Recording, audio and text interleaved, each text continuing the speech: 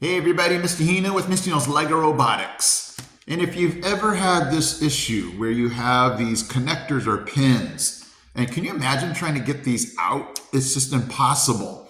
So before you start to do this, no, I just go crazy when my students do that. I'm like, you just got germs and saliva all over this.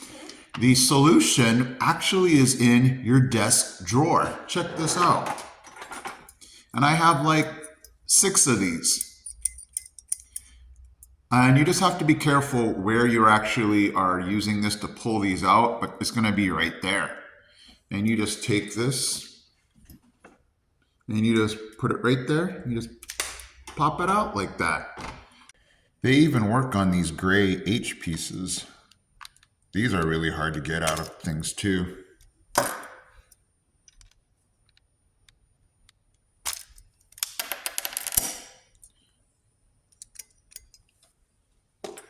So the solution to the I can't get the connector or pins out of your Lego build is just going to be a hole puncher.